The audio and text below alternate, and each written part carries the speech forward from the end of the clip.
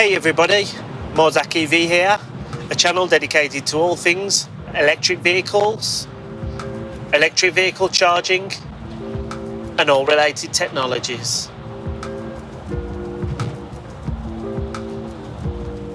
So I thought I'd do a quick update while I'm in the van on my way to a job. It's quite far away, up north. So I'm in Macclesfield today, so travelling up the M6. And I thought I'd do a quick blog video to just talk about a change that we're making to the business, which is quite exciting. Roll the credits.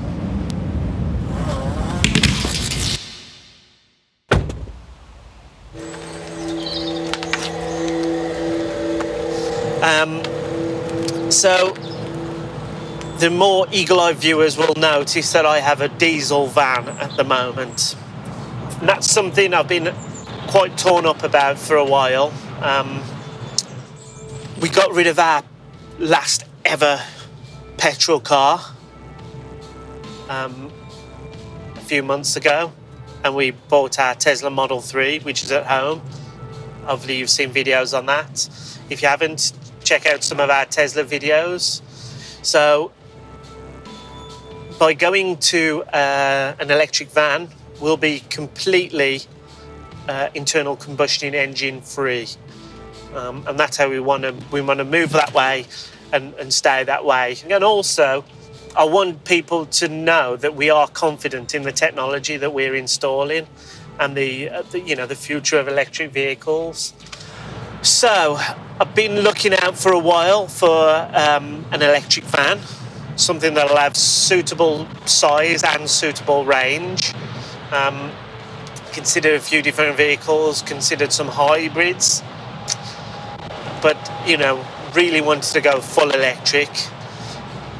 I was on the verge of buying a Nissan E-NV200 at the beginning of the year, and then everybody knows what happened. We put it on hold just to be on the safe side. And in that meantime, another van has come on the market, the Maxus E-Deliver 3.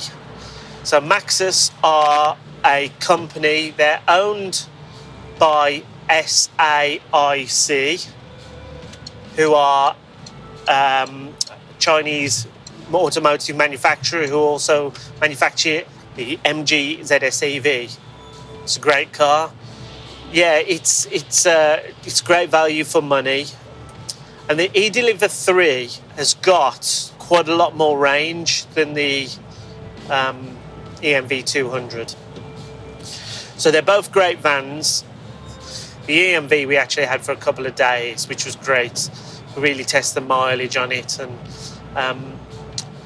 there's a few things I think that let it down.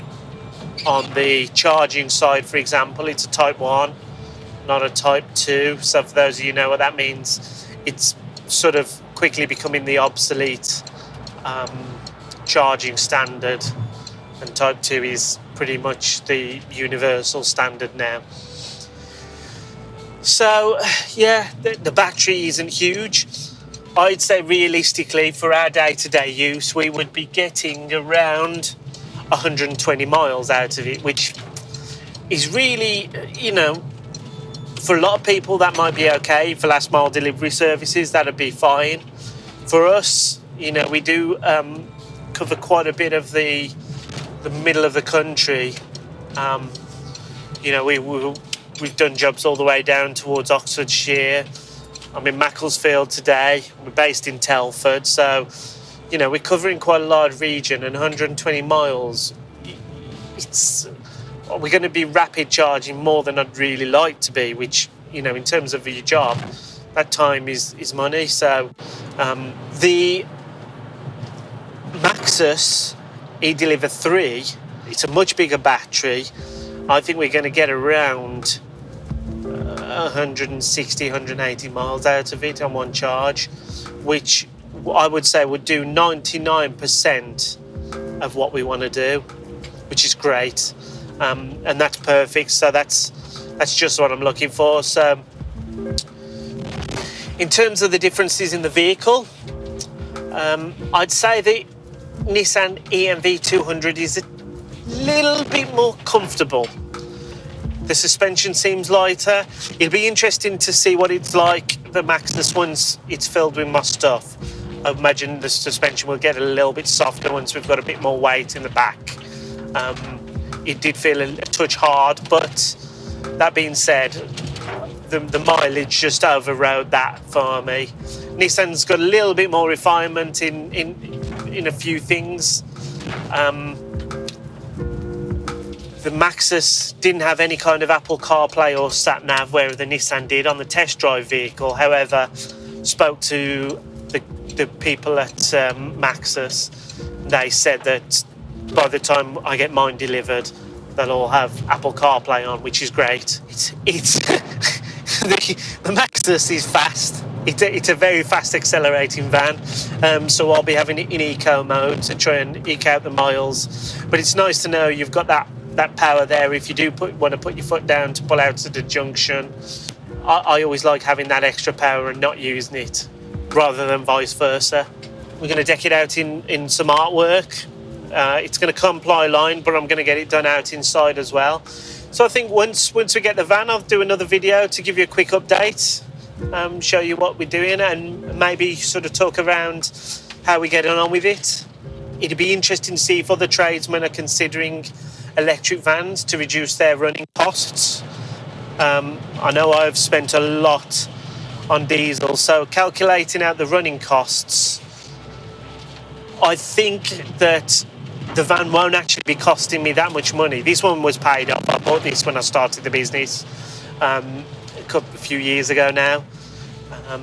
The electric vans were just not an option at the time, and buying a new van wasn't an option. Whereas now, it's good that we're in a position where we can look at getting a new van. And like I say, compared to what I'm paying in diesel now with the miles I'm doing, I'd say we're covering 75% of the cost of a new van with that, plus servicing, MOT, all that sort of stuff. So yeah, I'm really looking forward to it. I'll be very sad to see this van go. It's a Peugeot partner. It's been great. It's never let me down. So yeah, I thought I'd just do a quick update to talk about that. I think it says a bit about what we're trying to do as a business, and maybe it'll inspire a couple of people to try and make that step if they're nervous about it as well. If you subscribe and hit the bell icon, then you'll be updated when we release the next video on on the vans, and as well as all our Tesla videos and charge point videos. If you do like the video, smash that like button. It does help us. And thanks for watching.